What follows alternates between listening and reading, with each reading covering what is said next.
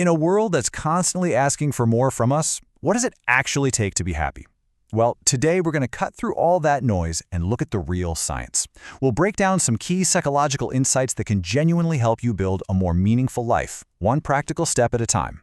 Let's dive in. So, does life ever feel like a nonstop race against the clock? If you're nodding your head right now, you are definitely not alone. I think we all want a life that's not just long, but one we can look back on and feel proud of. You know, a life with purpose.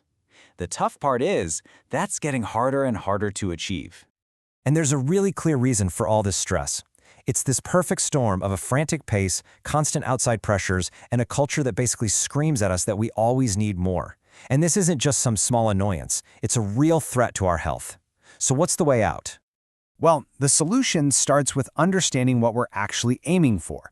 See, it's not just about getting rid of stress, it's about building something positive to take its place. So let's really dig into what well-being truly means.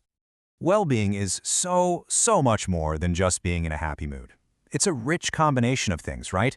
It's having the energy to chase your goals, having the leisure time to recharge your batteries, a sense of inner peace, and just a general feeling of contentment with your life. It even includes being sensitive to the world around you. Now, it's super common to think that more money automatically means more happiness. And look, of course, material wealth is important for our basic needs. But the research, it's crystal clear. After a certain point, more stuff doesn't actually increase our life satisfaction.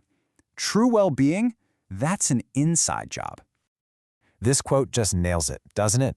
It's not just about what happens to you, but about how you experience and interpret it. I mean, two people can face the exact same challenge, but their level of well-being can be completely different, all because of their internal perspective. And get this. This idea is so powerful, entire nations are rethinking what success even looks like. Take the country of Bhutan. Instead of focusing only on money with GDP, they pioneered gross national happiness. It balances material wealth with things like cultural values, community, and the environment. It is a total game changer of a perspective. Okay, so we've got a handle on what well-being is, but how do we actually achieve it? Let's get super practical and build a toolkit of daily habits that can make a real, tangible difference.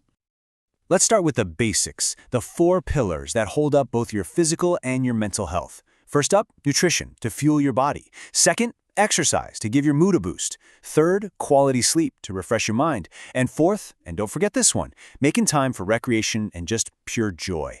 Nailing these 4 creates a powerful foundation for everything else. But hey, we're not stopping there. We can add even more to our toolkit. Strong friendships, for instance, they act as this crucial support system. Practices like yoga and meditation, they offer discipline and quiet inner peace. And then there's the mental game, cultivating optimism and resilience, that ability to bounce back when things get tough, which just makes us fundamentally stronger. You know, that ability to bounce back, that mental game, that's so key. So let's dive a little deeper into the mindset of genuinely happy people. What do they all have in common, psychologically speaking? Well, research shows a really clear pattern here. Happy people tend to feel a sense of control or agency over their own lives. They're confident, they have healthy self-esteem, and they really put effort into their relationships. But maybe most importantly, they stay open to new experiences. It's a mindset of always growing. This leads us to this really powerful idea called self-actualization. Think of it as the drive to become the best version of yourself, to unlock your full potential. And here's the key insight. It's not a finish line you cross. The real value is in the journey itself, the whole process of growing and maturing every single day. So what does this journey actually look like? Well, it's about being self-aware and kind of monitoring your own behavior. It's about having a clear purpose that guides you, setting goals you can actually achieve, and being flexible when life, throws you a curveball. At its very core, it's a positive attitude that sees failure not as the end, but as a chance to learn something. And this is not just some abstract idea. I mean, think of inspiring people like Mahatma Gandhi or Mother Teresa. They didn't just have values, they lived them, they embodied them. They identified their unique potential, whether it was for nonviolence or compassion, and dedicated their lives to putting it into action, defining who they were in the process. This brings us to our final section, the fuel for our well-being. We've talked about actions and mindsets, but now let's focus on positive emotions. How can we actively grow more of them in our daily lives? Now, this is a total game changer. Positive emotions aren't just for kicks, they actually have a purpose. It's called the broaden and build theory. Basically, they broaden our mindset, opening us up to new ideas and possibilities. And over time, all these little moments build up a reserve of resilience, making us stronger and way better equipped to handle stress when it shows up. And check out this diagram.